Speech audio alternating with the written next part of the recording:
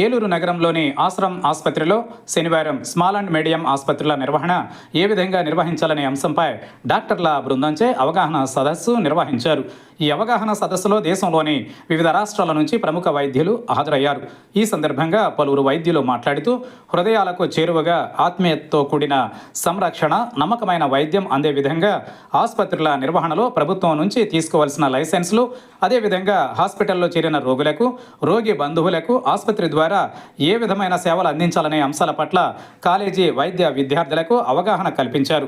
అనంతరం ఆశ్రమంలోని ప్రముఖ వైద్యులు ఎస్ రాజరాజన్, హరీష్ గౌతమ్లు విలేకరుల సమావేశంలో మాట్లాడుతూ ప్రజలకు ఆరోగ్యాన్ని అందించే విషయంలో స్మాల్ అండ్ మీడియం ఆసుపత్రులు, అదేవిధంగా కార్పొరేట్ ఆసుపత్రులు సేవా దృక్పథంతో అన్ని విధాలుగా మెరుగైన సేవలు అందించాలన్నారు.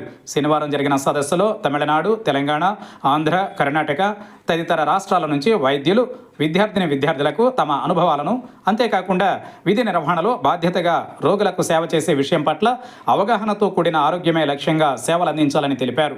ఈ కార్యక్రమంలో ముఖ్య అతిథిగా రమేష్ హాస్పిటల్స్ అధినేత Ramesh, Ashram hospital director Ratidevi, CEO Hanumantha Rao తదితరులు పాల్గొన్నారు.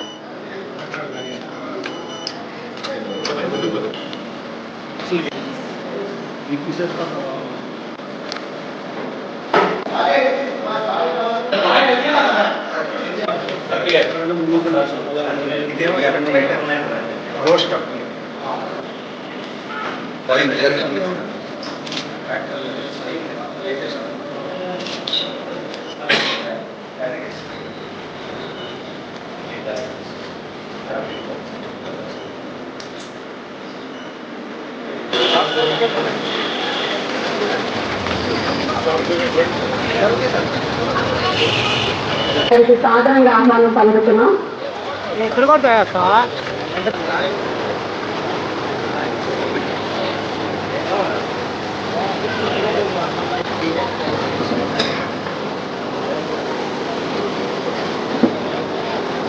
శ్రీ వైటి రామారావు గారు,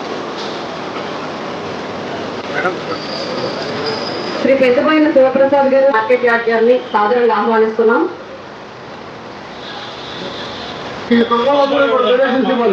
శ్రీ రామారావు గారు శ్రీ పుష్పగుచ్చంతో ఆహ్వానం పలకవలసిందిగా కోరుతున్నాం. శ్రీ కేకే గుప్తా యాంటీ సీనియర్ వారిని స్టేజ్ మీదకి రావాల్సింది.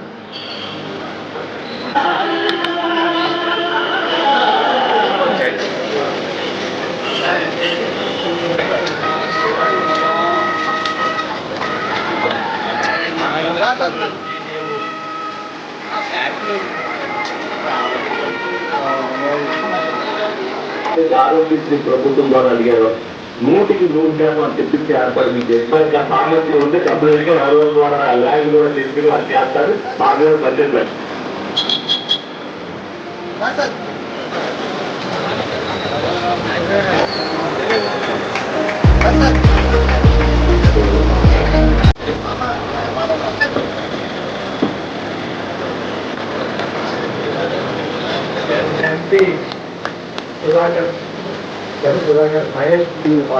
తల్లిగారి ఫౌండేషన్ తరఫున 2 లక్షల రూపాయలు విరాళం ప్రకటించారు. అందరికీ ఈనాటి కార్యక్రమానికి అధ్యక్షత వహించిన ప్రసాదరావుకి, అదేవిధంగా గౌరవ ఎంపీ పుట్ట మహేష్ కుమార్ యాదవ్ గారికి, గౌరవ రెడ్డప్ప నాయుడు గారికి, అలాగే Indian red cross chairman Ramarao గారికి, అలాగే గుప్తా గారికి, మార్కెట్ యార్డ్ చైర్మన్ శారద గారికి, కూడా చైర్మన్ శివప్రసాద్ గారికి, అలాగే ఇక్కడ విచ్చేసిన రెడ్ క్రాస్ మెంబర్లందరికీ, అలాగే ఏదైతే ఈ ఎక్విప్మెంట్ డోనర్స్ చేశారో వాళ్ళందరికీ కూడా హృదయపూర్వక నమస్కారాలు తెలియపరుస్తూ, ఏదైతే ఈ రెడ్ క్రాస్ సంస్థ అనేది ఏలూరులో మరి 1965లో స్థాపించబడి జనజనాభివృద్ధి జరుగుతూ మరి 2012లో మన ప్రసాదరావు చేతిలోకి వచ్చింది. 2012 నుంచి 20 వరకు కూడా ప్రసాదరావు చేశారు. 8 ఏళ్ల పాటు చేశారు. అప్పుడు చాలా రెడ్ క్రాస్ అనేది అందరికీ కూడా, ప్రతి ఒక్కరికి కూడా అందుబాటులో ఉంటుంది. బ్లడ్ కావాలంటే మనం అక్కడికి వెళ్ళి తీసుకోవచ్చు. అదేవిధంగా ఆ రోజుల్లోనే తలసేమియా పేషెంట్లకి ఏదైనా ట్రీట్మెంట్ కావాలి వాళ్ళకి అనంటే ఈ రెడ్ క్రాస్కి రావచ్చు అనేది 2020 వరకు జరిగింది. తర్వాత దురదృష్టవశాత్తు 2019లో మరి ఏదైతే వైసీపీ ప్రభుత్వం వచ్చిన తర్వాత రెడ్ క్రాస్ సంస్థ అనేది రాజకీయ వ్యవస్థ కింద మార్చేశారు. దీంట్లో రాజకీయ లబ్ధిదారులు దూరి అనేక అవతవకలు పాల్పడి దీని మీద ఎంక్వైరీ కమిషన్ కూడా వేయించుకొని మళ్ళీ ఆ ఎంక్వైరీ అవ్వకముందే ఒంగోలు చైర్మన్ అయ్యి ఇవన్నీ కూడా రెడ్ క్రాస్ అంటే విలువ లేకుండా చేసే పరిస్థితి తీసుకొచ్చారు.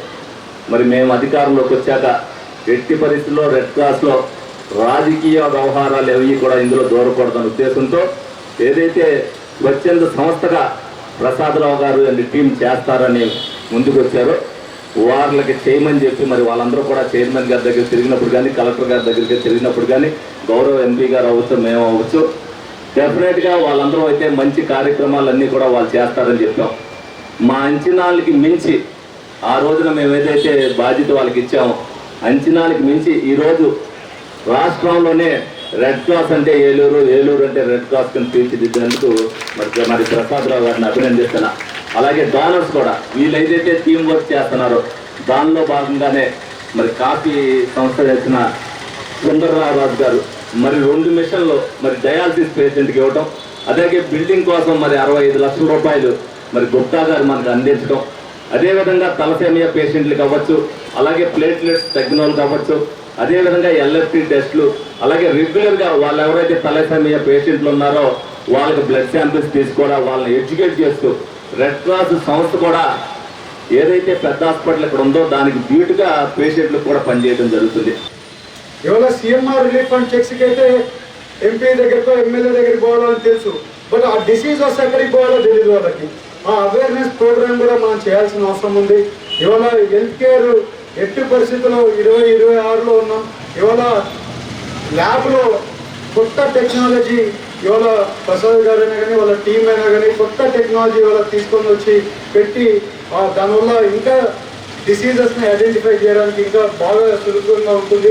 అవన్నీ కూడా ఇవాళ private hospital, Eluru private hospital కంటే ఇవాళ రెడ్ క్రాస్లలో మంచి ఎక్విప్మెంట్స్ ఉన్నాయని కూడా గర్వంగా చెప్పగలుగుతున్నామని కూడా మేము అందరికీ తెలుసుకున్నాం.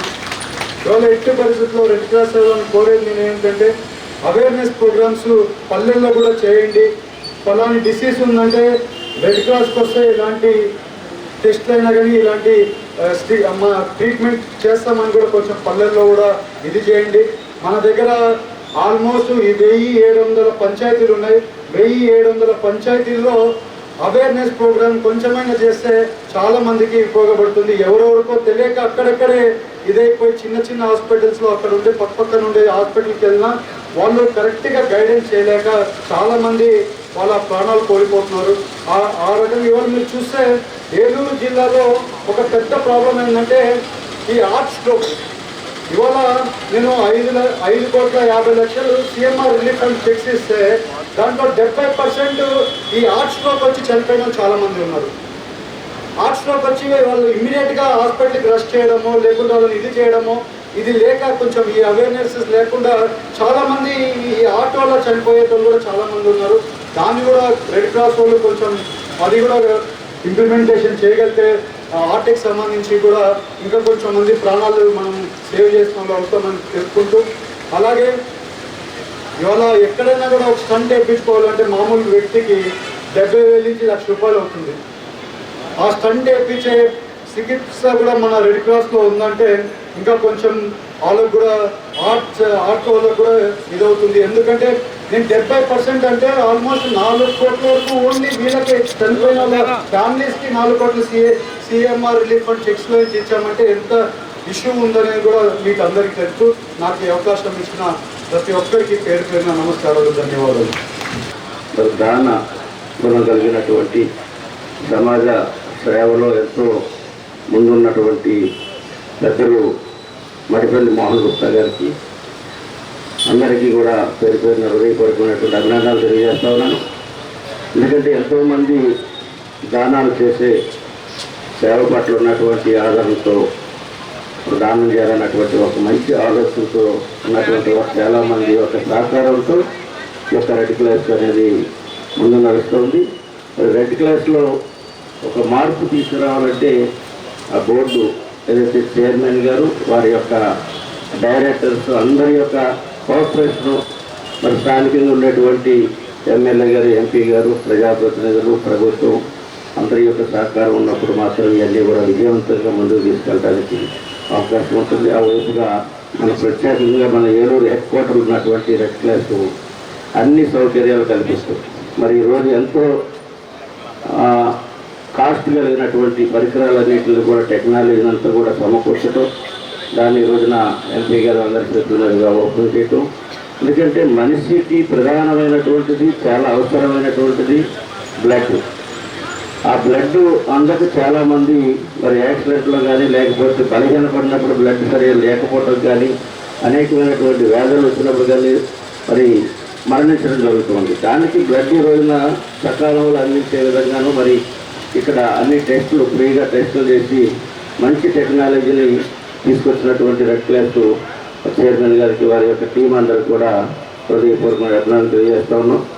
దీంట్లో ఎందుకంటే ఇప్పుడు మోహన్ గుప్తా గారు మరి ప్రతి సంవత్సరం కూడా ఆయన ఒక టార్గెట్ పెట్టుకొని మరి ఇంతవరకు ఈ సంవత్సరం 1 కోటి రూపాయలు లేదా 2 కోట్లు 3 కోట్లు చేసాం. నెక్స్ట్ ఇయర్ కూడా ఇంకా దాన్ని డబుల్ చేయాలన్నటువంటి ఆలోచనతో గతంలో కూడా ఈ హాస్పిటల్స్లో మోకాలు మార్పుడికి సంబంధించి చాలా ఆపరేషన్స్ ఆయన సొంత డబ్బులతో వారి యొక్క టెస్టు డబ్బులతో చేయించి చాలామందికి మోకాలు రీప్లేస్మెంట్ కూడా జరిగినటువంటి పరిస్థితులతో మరి అనేక చోట్ల వాటర్ ప్లాంట్లని ఈరోజు కూడా సాయంత్రం ఆర్టీసీ ఓల్డ్ బస్ స్టాండ్లో వాటర్ ప్లాంట్ కూడా ఇస్తున్నారు. ఈ సందర్భంగా వారికి అభినందనలు తెలియజేస్తూ ఉన్నాం.